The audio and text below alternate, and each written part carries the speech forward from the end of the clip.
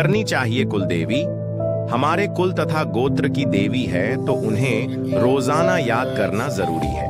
उनकी पूजा अर्चना प्रतिदिन करने से घर में सकारात्मक ऊर्जा बनी रहती है। देवी माँ का आशीर्वाद हमेशा बना रहता है और सभी समस्या का निवारण होता है। तो मित्रों, पहले तो आप हमारे द्वारा बताए गए इन प्रयोगों को करें, जिससे आपको कुलदेवी के बारे में पता चलेगा। फिर उनकी स्थापना श्रद्धा पूर्वक करें और उनको प्रसन्न करके उनके सामने जो भी अभी तक भूल चूक हुई है माफी मांगे। इससे आपकी कुलदेवी प्रसन्न होगी और आप पर हमेशा अपना आशीर्वाद बनाए रखेंगे। पता होना शादी विवाह में आदि सांकेतिक लक्षण है। कुल मिलाकर घर की समृद्धि शांति छीन जाती है मुख्य लक्षण। घर में उदासीनता छाना पुरुष, महिलाओं में चारित्रिक दोष आना, घर के पुरुषों द्वारा मद्यपान करना आदि तामसिक लक्षण उत्पन्न हो जाते हैं। मध्य रात्रि में अक्सर नींद टूट जाना, खूब भोजन करना, झूठे बर्तन देर तक पड़े रहना, खानदान से रिश्ते खराब होते जाना, बीमारियों का प्रवय होना। सबसे बड़ा लक्षण तो यह है कि घर के कुछ सदस्यों को अन्य सदस्यों के अलावा अन्य के होने का आभास होना। यदि कर्म करने के बाद भी परिणाम शून्य प्राप्त हो तो समझ लीजिए कुछ ना कुछ बाधा जरूर है। घर में प्रतिदिन क्लेश होना, अकारण ही झगड़ा होना, घर की वृद्धि थम जाना आदि संकेत है। अगर आपके भी साथ इस प्रकार की घटनाएं घट रही हैं, तो निश्चित ही आपको इस साबर मंत्र को रोज एक माला जाप करनी चाहिए। मंत्र इस प्रकार है: ओम श्री शुक्ले महाशुक्ले कमल दल निवासी श्री महालक्ष्मी नमो नमः लक्ष्मी माई। सबकी सवाई आओ। चेतो करो भलाई ना करो तो 7 समुद्रों की दुहाई, रिद्धिनाथ देवो 9 नाथ राशि सिद्धों की दुहाई। मित्रों, बहुत सारे साबर मंत्र ऐसे हैं जो बंधन बांधते हैं तथा बंधनों को खोलते भी हैं। अगर बंधन हुआ हो तो इस मंत्र को जपने से धन आगमन सुचारू रूप से प्रारंभ हो जाएगा। थोड़ा लाभ हो तो किसी जानकार से संपर्क कर पूरा लाभ प्राप्त करें। किसी जानकार से साबर मंत्र द्वारा अन्य सभी का बंधन खुलवाएं। जिनको ज्योतिष के साथ साथ तंत्र शास्त्र का भी ज्ञान है, वह बता सकते हैं कि आपके घर की लक्ष्मी पी और देवी देवताओं को किसने बांधा है। काफी लोग इसे अंधविश्वास अथवा वहन समझते हैं, परंतु जिसके साथ घटित होता है वही जानता है कि अंधविश्वास व वहन नहीं, सच्चाई संगीत है। मित्रों, जैसे कि हमने पिछले वीडियो में कुलदेव का कृपा पाने के लिए साधना को बताए थे, लेकिन कुछ ऐसे भी लोग हैं जिन्हें उनके कुलदेवी के बारे में पता नहीं है, जिसके कारण वे लोग अपने कुलदेवी या देवताओं की कृपा से वंचित हैं। उन्हें बहुत से समस्याओं का सामना भी करना पड़ रहा है। ऐसे तो कुलदेवी या फिर कुल देवता का पता नहीं होने के कई कारण हो सकते हैं, जैसे कि वर्षों से परिवार के साथ नहीं रहना, पूर्वजों के द्वारा पुराने रीति रिवाज त्याग करना। इसके अलावा और भी कई सारे कारण हो सकते हैं। कुलदेवी का पता नहीं होने के कारण उनकी पूजा नहीं हो पाती है और इस कारण से कई सारी समस्या घर में पैदा होती है। मित्रों, अगर आपको भी नहीं पता है कि आपकी कुलदेवी कौन है, तो आज हम आपको इस वीडियो के माध्यम से कुलदेवी की खोज कैसे करें यह जानने का उपाय बताने वाले हैं, तथा कुलदेवी का पता लगने के बाद उनकी स्थापना कैसे करें और उनको प्रसन्न करने का तरीका बताने वाले हैं। तो वीडियो में अंत तक बने रहे। मित्रों, इस प्रयोग को आपको शुक्ल पक्ष के दिवस मंगलवार से करनी है। सबसे पहले सुबह के समय स्नान आदि करके एक साबुत सुपारी ले उसे स्नान करवाएं और एक पाट को अच्छे से स्वच्छ करके लाल रंग का वस्त्र बिछाएं। इसके बाद साबुत सुपारी को पात पर स्थापित करें। धूप आदि दिखाने के बाद अब आप प्रार्थना करें कि हे हमारे कुल गोत्र के देवता, आप कौन हो, आप कहाँ हो, इस बारे में मुझे पता नहीं है। इसके लिए मैं इस सुपारी में आपका आवाहन करता हूँ। ऐसा 3 बार बोलकर सुपारी की पंचोपचार पूजा करें और घर के मंदिर में स्थापित करें। ध्यान रखें कि आपको कुलदेवी की प्रार्थना हृदय से करनी है। आपकी आवाज में कुलदेवी को पाने की स्नेह रहनी चाहिए, तभी आपको जल्दी सफलता मिलेगी। मित्रों, अब आपको एक बार फिर से रात्रि को प्रार्थना करना है कि हे हमारे कुल गोत्र के कुल देवता, आप कौन हो, मैं आपको जानना चाहता हूँ। कृपया मेरे सपने में आकर मुझे मार्गदर्शन प्रदान करें। इस प्रार्थना को करने के बाद सुपारी को अपने तकिए के नीचे रखकर सो जाएं। मित्रों, आपको 11 मंगलवार तक इसी तरह करना है। मंगलवार के दिन आपको उपवास करना है। यह क्रिया करने से निश्चित ही आपके कुलदेवता या देवी आपको सपने में आकर आपका मार्गदर्शन करेंगे तथा अपने स्थान के बारे में भी बताएंगे। इन 11 दिनों तक आपको ब्रह्मचर्य का पालन करना है। जब यह क्रिया करें तो शुद्ध रहे, शुद्ध वस्त्र धारण करें, मांस मदिरा से दूर रहे और श्रद्धा पूर्वक पूजा अर्चना करें। यह करने से आपके वर्षों से भूली हुई कुलदेवी की समस्या का हल आवश्यक होगा। आपको आपकी कुलदेवी में आकर मार्गदर्शन करेंगी।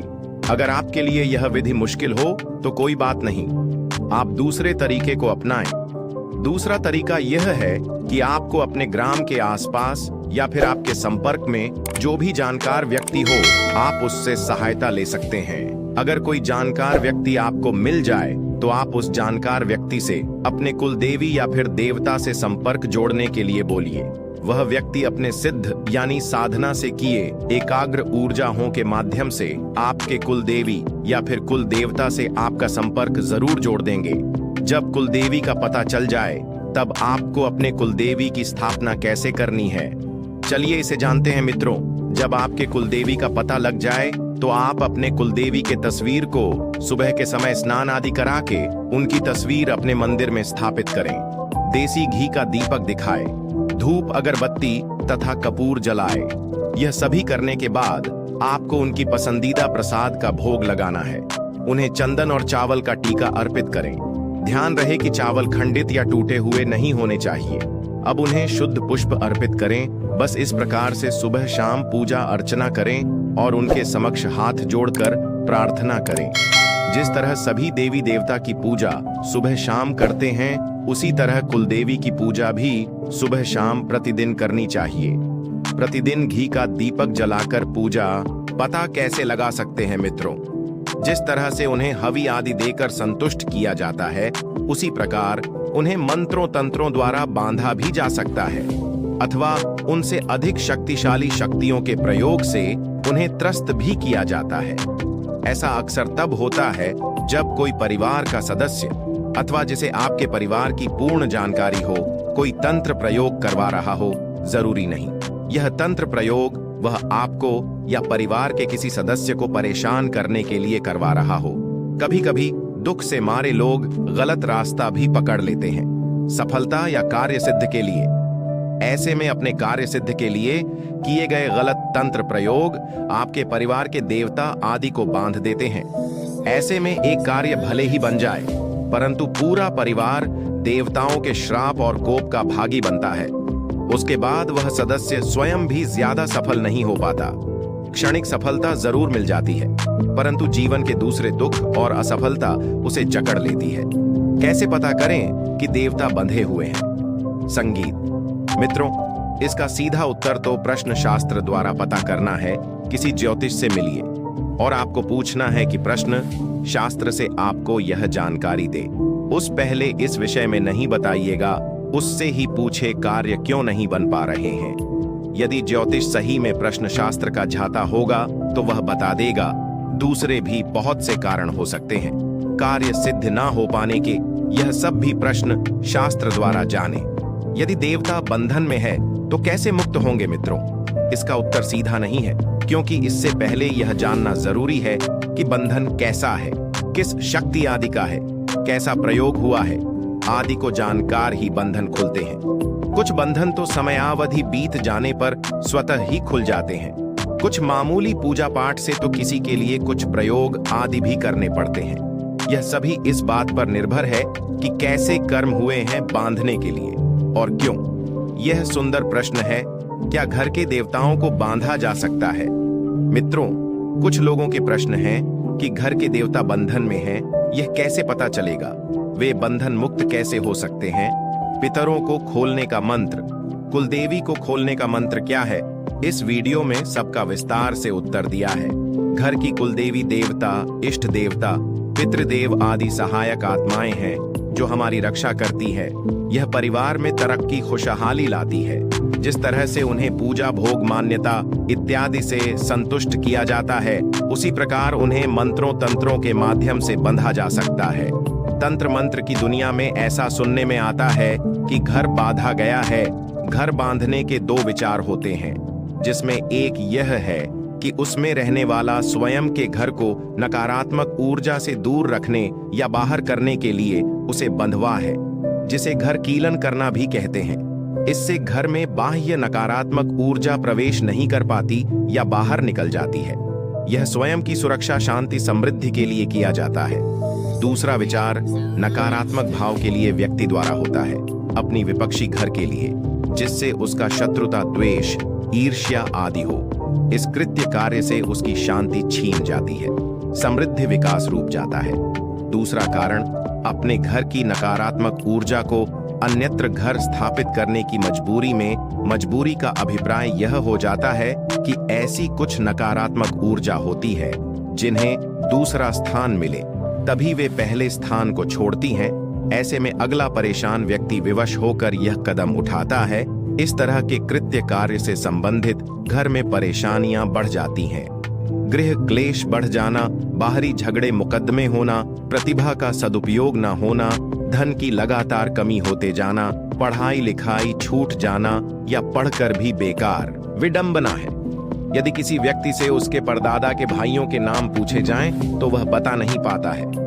यह न भी याद रहे तो भी अपने कुल और गोत्र का सदैव ध्यान रखना तो आवश्यक है, क्योंकि प्रत्येक कुल परंपरा में उस कुल के पूजित कोई देवी देवता अवश्य होते हैं। इसलिए वार, त्योहार, पर्व आदि पर स्वर्गीय दादा परदादा के साथ ही कुल देवता अथवा कुल देवी को भोग अर्पण अवश्य ही किया जाता है।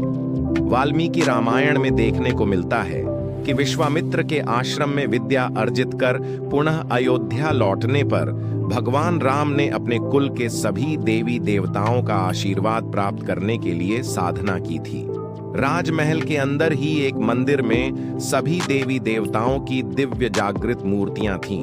उन्हीं की साधना करने से भगवान राम को सभी कुल देवताओं का आशीर्वाद प्राप्त हुआ था, जिसके कारण वे आने वाले समय में युग पुरुष सिद्ध हो सके। यदि ध्यान दिया जाए तो विशेष साधना हो के पूर्व जिस प्रकार गणपति पूजन, गुरु पूजन, भैरव स्मरण आदि आवश्यक रूप से संपन्न किया जाता है, उसी प्रकार संक्षिप्त रूप में कुल देवता भयो नमः शब्दों का भी उच्चारण किया जाता है। यह कुल देवता के प्रति अभिवादन है, जिससे हमें उनका आशीर्वाद प्राप्त हो एवं साधना में सफलता सुनिश्चित की जा सके। वस्तुतः कुल देवता ही साधक को समस्त प्रकार के वैभव, उन्नति, शक्ति, प्रतिष्ठा, सुख, शांति प्रदान करने में सक्षम होते हैं। यदि उन्हें साधना द्वारा प्रसन्न कर लिया जाए तो कई बार लोगों को अपने कुल देवी या देवता का ज्ञान नहीं होता है। ऐसी दशा में शिव और जगदम्बा आपके कुल देवी या देवता हैं, क्योंकि इस संसार की सृष्टि शिव और शक्ति के संयोग से है। शिव आपके कुलदेव और सनातन शक्ति जगदम्बा सनातन कुलदेवी है। कुलदेवता कुलदेवी साधना विधान, यह 2 सप्ताह की साधना है जो किसी भी अमावस्या से प्रारंभ की जा सकती है। अर्थात यदि साधना सोमवार को प्रारंभ की जाए तो 15 दिन बाद सोमवार को ही उस साधना का समापन भी किया जाना चाहिए। इस साधना हेतु कुलदेवता यंत्र, कुलदेवी, भयशज्ञ, सिद्धिमाला की आवश्यकता होती है। इसके अलावा साधना में कोई विशेष कर्म कांड अर्थात विधान नहीं होता है। प्रातः अथवा रात्रि में स्नान कर पूर्व की ओर मुख कर अपने सामने गुरु चित्र रखकर सद्गुरु का संक्षिप्त पूजन संपन्न करें। फिर दाहिने हाथ में जल लेकर संकल्प करें कि मैं अपने कुल देवता और कुल देवी को प्रसन्न करने के लिए इस साधना को संपन्न कर रहा हूँ और उनकी कृपा प्राप्त करने की प्रार्थना कर रहा हूँ, जिससे वे मुझे जीवन में हर प्रकार की सफलता एवं समृद्धि प्रदान करें तथा विपत्तियों से मेरी रक्षा करें। इस भाव को मन में धारण कर दिए जा रहे संकल्प का उच्चारण करें। ओम अद्य अमुक गोत्री, यश अपना गोत्र बोले अमुक शर्मा, हम नाम बोले सुकुल देवता, प्रीत अर्थ सकल, मनोकामना पूर्ति निमित्त कुल देवता, साधनाम संपत्ति से जल को भूमि पर छोड़ दें। फिर कुल देवता यंत्र को जल से धोकर पोंछ दें और किसी पात्र में पुष्प का आसन देकर स्थापित करें। फिर यंत्र पर कुमकुम, अक्षत व नैवेद्य चढ़ाए। कुलदेवी भयजपुरी गान। अंतिम दिन यंत्र के समक्ष घर का बना हुआ नैवेद्य अर्पित करें। साधना समाप्ति पर समस्त सामग्री को नैवेद्य के साथ किसी कपड़े में लपेटकर सरोवर, नदी अथवा मंदिर में अर्पित कर दें। शीघ्र ही साधना के परिणाम सामने आते हैं। साधक को अपने कुल देवता और कुल देवी के दर्शन होते हैं और उनकी कृपा प्राप्त होती है। मित्रों, क्या घर के देवताओं को बांधा जा सकता है और वे बंधन में हैं, यह कैसे पता चलेगा? वे बंधन मुक्त कैसे हो सकते हैं? यह सब कैसे करें? आइए जानने का प्रयास करते हैं। मित्रों, हो सकता है तंत्र विद्या से यह संभव हो। इसे पता लगाने का कोई वैज्ञानिक तरीका तो नहीं है, लेकिन ऐसा माना जाता है कि अगर किसी के घर के देवता हैं तो वह परिवार के किसी सदस्य से संपर्क में रहते हैं या स्वप्न में दिखाई देते हैं, लेकिन बंधन में होने के बाद या मोक्ष प्राप्ति के बाद वह संपर्क नहीं बना पाते हैं। पितरों को बंधन से मुक्त कैसे करवाया जाए? यदि यह पता नहीं हो कि उनको किसने बंधन में बांध रखा है, पितरों को और कुल देवी देवताओं को घर में कहां पर स्थान दिया जाना चाहिए ताकि उनकी विधिवत पूजा अर्चना होती रहे, किसका जप करने से मानव जन्म और संसार के बंधन से मुक्त हो सकता है, क्या किसी तांत्रिक द्वारा किसी परिवार के पितरों को तंत्र के माध्यम से बांधा जा सकता है, ऐसे बंधन को मुक्त करने का उपाय क्या है? अपने कुल के देवी देवता का कुल देवता कुल देवी पूजा साधना अनुष्ठान। मित्रों, कुल देवता का तात्पर्य है जिस देवता की कृपा से कुल में अभिवृद्धि हुई है, परिवार को सदैव एक अभय छत्र प्राप्त होता रहा है।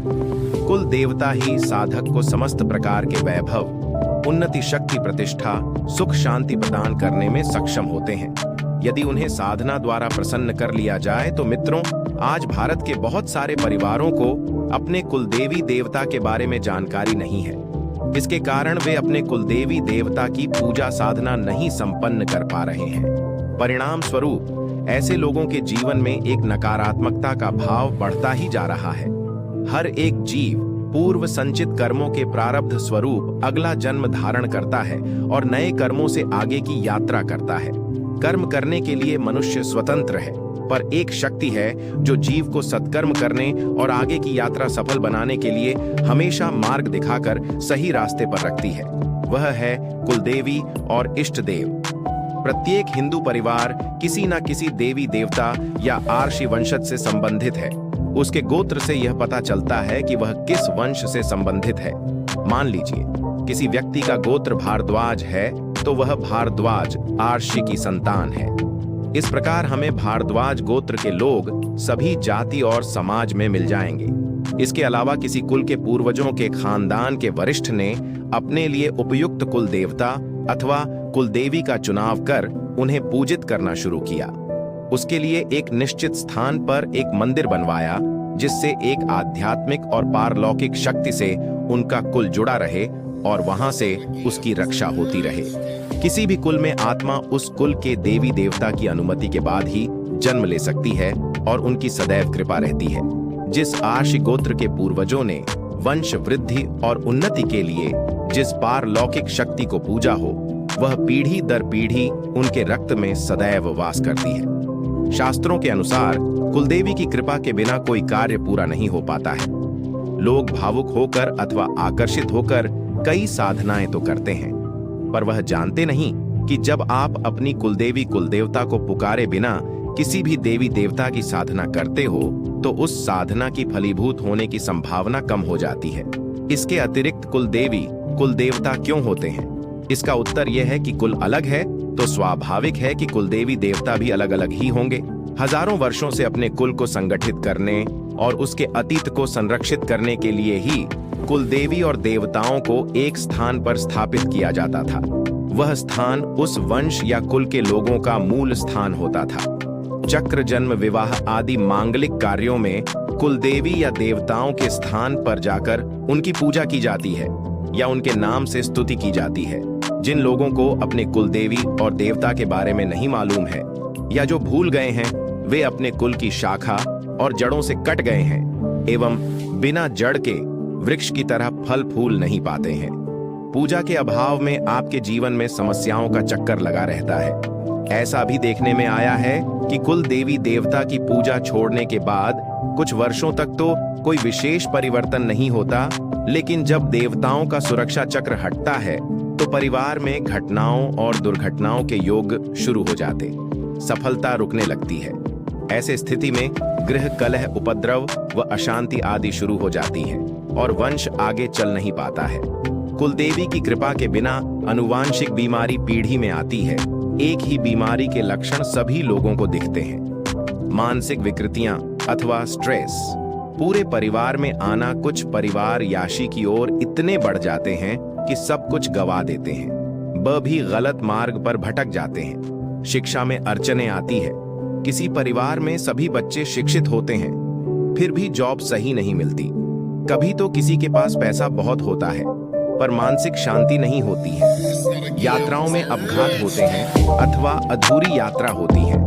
बिजनेस में भी कस्टमर पर प्रभाव नहीं बनता अथवा आवश्यक स्थिरता नहीं आती। अतः प्रत्येक व और परिवार को अपने कुल देवता या देवी को जानना चाहिए तथा यथा योग्य समय समय पर उन्हें उनके लिए साधना संपन्न करनी चाहिए, जिससे उनके कुल के सभी दिवंगत आत्माओं को शांति मिले और उनके कुल की वंशवेल में उन्नति वृद्धि होती रहे। उनके ऊपर कुल देवता का सुरक्षा चक्र सदैव कायम रहे। जीवन में जो भी वांछनीय है उसके लिए देवी कृपा अनिवार्य है। इसलिए आप साधनाम ऊर्जा द्वारा अपने लिए दैवी कृपा सुनिश्चित करते हैं। यही कारण है कि आप साधनाएं को संपन्न करते समय अपना पूर्ण परिचय देते हैं, जैसे नाम, गोत्र, ग्राम और दिनांक, क्योंकि आप उस असीम सत्ता के दरबार में अपनी उपस्थिति रजिस्टर्ड कराना चाहते हैं। अब जब आप कुल देवी या देवता की आराधना करते हैं, उस समय आपके अपने स्वजन आपका पक्ष लेकर उस असीम सत्ता के समक्ष उपस्थित होते हैं। जाहिर है कि ऐसी अवस्था में अपनी साधनाम सफलता और सिद्धियां सुदृढ़ होती हैं, आपकी इच्छाएं पूर्ण होती हैं और आप साधना पथ पर प्रगति करते हैं। व्यक्ति की पहचान सर्वप्रथम उसके कुल से होती है। जिस प्रकार नाम होता है उसी प्रकार प्रत्येक व्यक्ति का गोत्र होता है, उसी प्रकार कुल भी होता है। कुल अर्थात खानदान या उसकी वंश परंपरा। जिस वंश से वह संबंधित होता है वह वंश तो हजारों लाखों वर्षों से चला आ रहा है, लेकिन आज सामान्य व्यक्ति अपने कुल की 3-4 पीढ़ियों से अधिक के नाम नहीं जानता। ये कैसी लगाना है उन्हें? चंदन और चावल का टीका अर्पित करें। ध्यान रहे कि चावल खंडित या टूटे हुए नहीं होने चाहिए। अब उन्हें शुद्ध पुष्प अर्पित करें। बस इस प्रकार से सुबह शाम पूजा अर्चना करें और उनके समक्ष हाथ जोड़कर प्रार्थना करें। जिस तरह सभी देवी देवता की पूजा सुबह शाम करते हैं, उसी तरह कुलदेवी की पूजा भी सुबह शाम प्रतिदिन करनी चाहिए। प्रतिदिन घी का दीपक जलाकर पूजा करनी चाहिए। कुलदेवी हमारे कुल तथा गोत्र की देवी है, तो उन्हें रोजाना याद करना जरूरी है। उनकी पूजा अर्चना प्रतिदिन करने से घर में सकारात्मक ऊर्जा बनी रहती है। देवी माँ का आशीर्वाद हमेशा बना रहता है और सभी समस्या का निवारण होता है। तो मित्रों, पहले तो आप हमारे द्वारा बताए गए इन प्रयोगों को करें, जिससे आपको कुलदेवी के बारे में पता चलेगा। फिर उनकी स्थापना श्रद्धा पूर्वक करें और उनको प्रसन्न करके उनके सामने जो भी अभी तक भूल चूक हुई है माफी मांगे। इससे आपकी कुलदेवी प्रसन्न होगी और आप पर हमेशा अपना आशीर्वाद बनाए रखेंगे।